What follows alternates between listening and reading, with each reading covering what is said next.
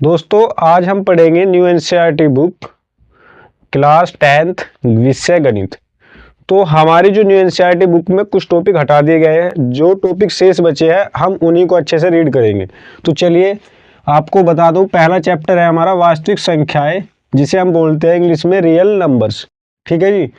तो new NCERT book class 10 मैंने यहाँ पर लिख दिया है। तो सवाल ये है कि वास्तविक संख्याएं हमारे चैप्टर का नाम है, तो वास्तविक संख्याएं होती क्या है। तो सबसे पहले हम इन्हें जानेंगे। देखिए दोस्तों, आपने अभी तक जितनी भी संख्याएं पढ़ी है ना, वे सभी की सभी वास्तविक संख्याएं होती है। जैसे बात करते हैं, आपने अभी तक क्या क्या पढ़ा। जैसे आपने पढ़ा 0, 1, 2, 3, 4 डैश डैश। इसी तरह माइनस की संख्याएं और भी तमाम संख्याएं इस तरह की हो सकती है माइनस में। आपने भिन्न में पढ़ा होगा या परिमेय के रूप में पढ़ा होगा इस तरह की संख्याएं, और भी इस तरह की संख्याएं हो सकती है। या फिर आपने पढ़ा होगा वर्गमूल 2, वर्गमूल 3, मतलब वर्गमूल में इस तरह की बहुत सारी संख्याएं आपने पढ़ी होगी, और भी इस तरह की संख्याएं होगी, मतलब हो सकती है। और आपने दशमलव में पढ़ा होगा 3.2, 4, 5.1, 0, 3.21, और भी हो सकती है इस तरह की संख्याएं। या फिर आपने एक 22/7 स्पेशल नंबर है थोड़ा सा, क्योंकि ये पाई की वैल्यू होती है, और डेसिमल में पड़ा होगा 3.14। तो दोस्तों ये जितनी भी संख्या मैंने यहाँ पर राइट की है, तो ये सारी की सारी संख्या जो भी है आपकी वास्तविक संख्या है। ठीक है, तो यहाँ तक आपको वास्तविक संख्या क्लियर हो गई होगी। तो आपके मन में एक सवाल उठता है कि काल्पनिक संख्याएं क्या होती है। फिर देखिए, वास्तविक मतलब जो रियल चीज होती है, तो उसका अपोजिट वर्ड बनता है काल्पनिक। तो हमारी कुछ संख्याएं काल्पनिक भी होती है, लेकिन मैं आपको काल्पनिक संख्याएं तो अभी बता दूंगा। अभी आपसे सवाल ये बनता है, अगर आपसे कोई भी पूछता है कि वास्तविक संख्याएं कौन सी होती है, तो आप कह सकते हैं हमने जितनी भी संख्याएं अभी तक पढ़ी है ये सभी वास्तविक संख्याएं होती है। लेकिन कुछ संख्याएं काल्पनिक होती है, कुछ में कैसे, आइए उनको समझते हैं। इसको हम थोड़ा सा चलो यहीं पे समझा देता हूँ। जैसे कि काल्पनिक संख्याएं,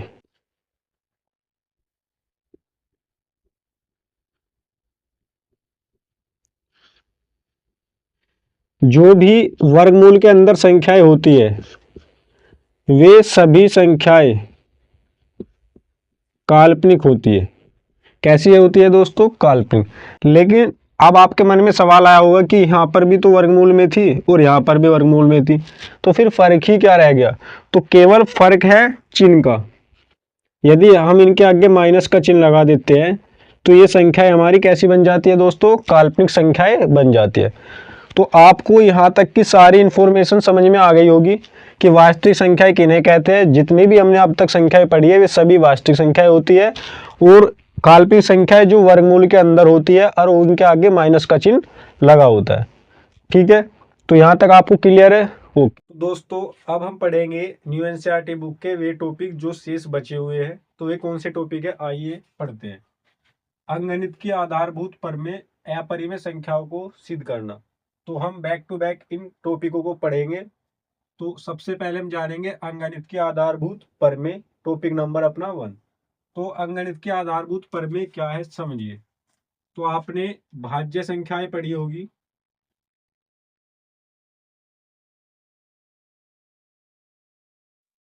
भाज्य संख्या क्या होती है? जिनके दो से ज्यादा गुणनखंड होते हैं, या मैं ये कहूँ दो से ज्यादा फैक्टर होते हैं। जैसे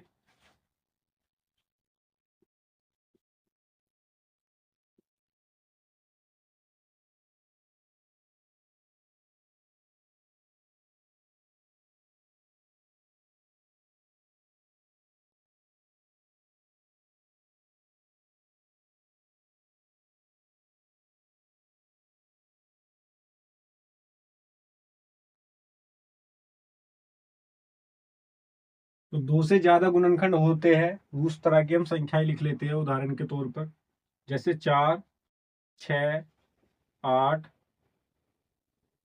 9। तो किस तरीके से होते, जैसे 4 के हम दो से ज्यादा गुणनखंड कैसे कर सकते हैं, जैसे 1 और 4 के खुद से भी डिवाइड हो जाएगा और 2 से भी। तो 1 भी इसका गुणनखंड है, 4 भी इसका गुणनखंड है और 2 भी इसका गुणनखंड है। तो मतलब 2 से ज्यादा जिस संख्या के गुणनखंड होंगे वो आपकी भाज्य संख्या होगी। फिर भाज्य संख्या को हम और किस रूप में लिख सकते हैं, इस चीज को समझिए।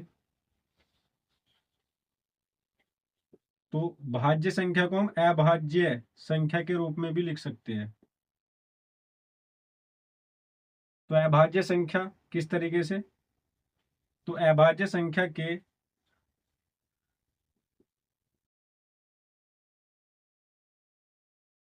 गुणनफल यानी कि भाज्य संख्या को अभाज्य संख्या के गुणनफल के रूप में लिखा जाता है, रूप में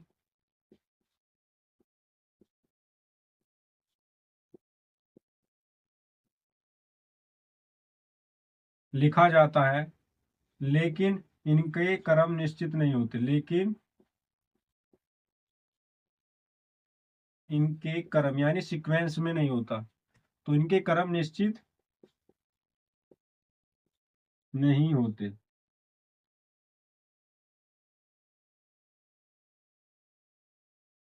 हैं। तो और भी अभाज्य संख्या को किस तरीके से समझ सकते हैं आप,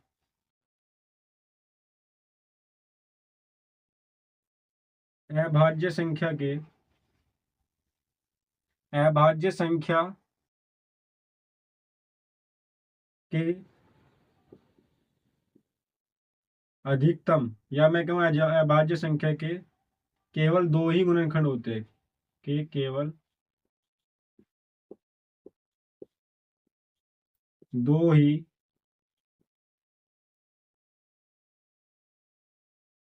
गुणनखंड होते हैं।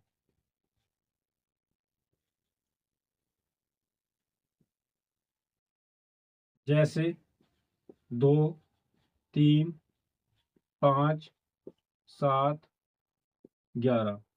तो अभाज्य संख्या हमारी कितनी है, दो भी अभाज्य संख्या है, 3 भी, 5 भी, 7 भी, 11 भी। तो इनके दो ही गुणनखंड होते हैं। जैसे 2 को हम क्या लिख सकते हैं, 2 एकम 2, यानी 2 से डिवाइड हो जाएगी और 1 से डिवाइड हो जाएगी। 3, 3 से डिवाइड हो जाएगी केवल 1 से। 5, 5 से डिवाइड और 1 से। 7, 7 से डिवाइड और 1 से। और 11, 1 से डिवाइड और 11 से। तो अभाज्य संख्या क्या होती है, जिनके केवल दो गुणनखंड होते हैं। भाज्य संख्या क्या होती है, जिनके दो से ज्यादा गुणनखंड होते हैं। भाज्य संख्या को हम किस रूप में लिख सकते हैं, अभाज्य संख्या के गुणनफल के रूप में लिख सकते हैं, लेकिन उनका क्रम निश्चित नहीं होता है। मैं आपको उसको करके दिखाता हूं कैसे, चलिए समझते हैं।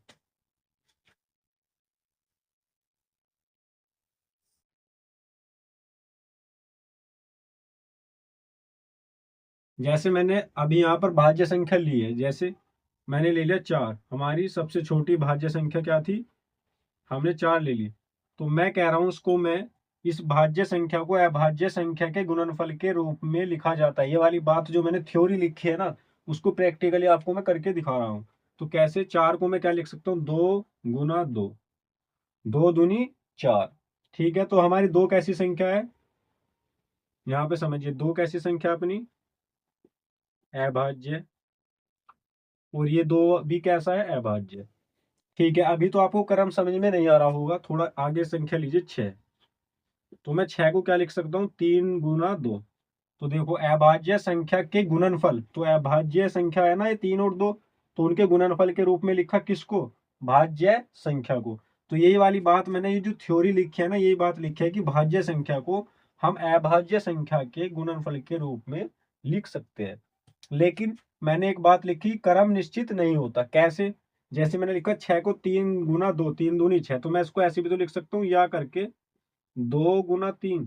तो भाई पहले मैंने 3 गुना 2 लिख दिया तब भी मतलब 6 बन रहा, 2 गुना 3 लिख दिया तब भी इसका मतलब 6 ही बन रहा। तो क्रम निश्चित इनका नहीं होता। यहाँ तक सारी की सारी आपको जो भी इंफॉर्मेशन मैंने दी है, ये आपको समझ में आ गई होगी। तो दोस्तों अब हम सीखेंगे एचसीएफ और एलसीएम निकालना अभाज्य गुणनखंड विधि से। तो अभाज्य और भाज्य संख्या मैंने आपको अच्छे से समझा दी है। तो चलिए समझते हैं अभाज्य गुणनखंड विधि से एचसीएफ और एलसीएम ज्ञात करना। तो हम कोई दो संख्या ले लेते हैं, जैसे मैंने अपने पास से मान ली दो संख्याएं 10 और 12। तो हम इनके अभाज्य गुणनखंड कर लेते हैं। पहले 10 के अभाज्य गुणनखंड कीजिए, 2 पंजे 10। सबसे छोटी संख्या हमारी 2 होती है, तो उसी का टेबल हम कंटिन्यू करेंगे अपना। फिर 5 एकम 5। इसी तरह 12 के गुणनखंड करते हैं, अभाज्य गुणनखंड। 2 छिक्का 12, 2 तिया 6 और 3 एकम 3। ठीक है, तो अपनी ये अभाज्य संख्या आ गई है, इसलिए हम इन्हें बोलते हैं अभाज्य गुणनखंड विधि। तो अपना संख्याओं को वापस से एक बार लिखते हैं और इनके फैक्टर लिख लेते हैं, गुणनखंड लिख लेते हैं। 2 गुना 5 और 12 के लिख लेते हैं 2 गुना 3। अब हमें इनके निकालने हैं एचसीएफ और एलसीएम। तो किस तरीके से, जो हमारे दोनों संख्या के अभाज्य गुणनखंड है उनको क्या करना है, उसमें हमें एक चीज देखनी है कि कॉमन पार्ट कौन सा है। जो जो कॉमन पार्ट होगा वही हमारा एचसीएफ होएगा, लेकिन एक बार लेना है। तो हमें यहाँ पर 2 और इधर भी नीचे भी 2 दिखाई दे रहा, तो ये अपना एक बार लिखना है यहाँ पर। और कोई पार्ट कॉमन नहीं है ऊपर और नीचे, तो हमारा एचसीएफ कितना आ गया, 2 हमारा एचसीएफ आ गया है। एलसीएम में क्या करना है, जो पार्ट कॉमन है उसको तो लिखना ही है, बाकी बचा शेष भाग भी लिख देना है। लेकिन लिखना किस चीज में है, मल्टीप्लाई में, यानी गुना में। तो ऊपर 5 बचा, नीचे आपका 2 और 3। ठीक है, तो इनके आपस में गुना कर लीजिए। 2 पंजे 10, 10 दूनी 20, 20 तिया 30। तो अपना एलसीएम कितना आ गया, 30, और एचसीएफ कितना आ गया, 2। तो आपको एचसीएफ और एलसीएम निकालना आ गया होगा। इसको थोड़ा और बेसिक से समझ लेते हैं कि एचसीएफ और एलसीएम है क्या। तो दोस्तों अब हम समझते हैं एचसीएफ की फुल फॉर्म क्या होती है। तो एच का मतलब होता है हाईएस्ट, सी का मतलब कॉमन, एफ का मतलब होता है फैक्टर। हाईएस्ट कॉमन फैक्टर किन्हीं भी दो संख्या या 3 संख्या की भी बात करेंगे, थोड़ा आगे करेंगे, अभी हम 2 संख्या पर ही चीजों को समझते हैं। तो 10 और 12 के गुणनखंड में जो सबसे बड़ी संख्या होगी और इन दोनों संख्याओं को भाग कर देती है, वही हमारा क्या होता है, एचसीएफ। तो आपने अभी एचसीएफ निकाला था, कितना आया था, 2। तो हम बेसिक से थोड़ा सा और इसे समझ लेते हैं कि किस तरीके से काम कर रहा है अपना ये वाला मेथड एचसीएफ और एलसीएम का निकालने का।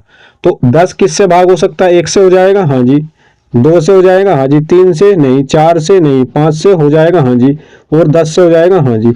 और इससे ज्यादा इसके फैक्टर नहीं हो सकते। 12 की बात कर लेते हैं, तो 12 को 1 भाग करेगा जी, 2 बिल्कुल, 3 हाँ जी, 4 भी करेगा जी, 5 नहीं, तो 6 करेगा, हाँ जी, 7 नहीं, 8 नहीं, 9 नहीं, 10 नहीं, 11 नहीं, 12। तो लास्ट वही संख्या आ गई जो लिखी हुई है, यहाँ पर भी लास्ट वही संख्या आ गई जो लिखी हुई। तो इससे आगे ज्यादा संख्या नहीं जाएगी। तो यानी इसके यही फैक्टर हो सकते हैं और इस संख्या के केवल इतने ही फैक्टर हो सकते हैं। अब इन संख्या के फैक्टरों में बड़ी से बड़ी संख्या जो भी कॉमन होगी वही हमारा क्या हो जाएगा, एचसीएफ। तो यहाँ पर एक कॉमन है, इधर भी एक कॉमन है, लेकिन हमें ये नहीं लेना है क्योंकि इससे बड़ी संख्या भी हमें कॉमन दिखाई दे रही है। कौन सी है, 2, और इधर भी 2। 2 से ज्यादा है, इधर 5 और 10 है, लेकिन इधर 5 और 10 नहीं है। इधर 3 4 6 12 है, तो इधर नहीं है। जो पार्ट कॉमन है और बड़ी संख्या में वही हमारा एचसीएफ हो जाता है। तो एचसीएफ कितना हो गया अपना, 2। तो अब आपसे सवाल ये है कि अगर आपसे कोई पूछे कि किन्हीं 2 संख्याओं का एचसीएफ निकालते हैं तो वो कौन सी संख्या होती है, तो आप कहेंगे उन 2 संख्याओं के गुणनखंड में जो सबसे बड़ी संख्या कॉमन होगी वही हमारा एचसीएफ होता है। क्या, दोबारा से मैं रिपीट कर रहा हूं, 2 संख्या के गुणनखंड में सबसे बड़ी संख्या जो भी कॉमन होगी वही हमारा एचसीएफ होगा। यहां तक क्लियर है। आप समझिए एलसीएम। एलसीएम का मतलब होता है लीस्ट कॉमन फैक्टर। हाईएस्ट मैंने बता बड़ा या बड़ी संख्या की बात करें तो यहां पर बड़ी संख्या क्या आती है कॉमन में, 2। इसी तरह लीस्ट मतलब होता है छोटा, तो छोटी संख्या होगी कोई, तो चलिए लिख लेते 10 और 12। तो इनमें डायरेक्ट ये एलसीएम कैसे बता सकते हैं हम, क्योंकि हमें डायरेक्ट भी काम करना होता है अपनी कैलकुलेशन को थोड़ा फास्ट करने के लिए। इसे हम बोल देते हैं, टीचर लोग भी आपके क्लास में या ट्यूशन में बोलते हैं कि थोड़ा स्मार्ट वर्क कीजिए। तो कैसे, हम 10 का टेबल थोड़ा लिख लेते हैं। 10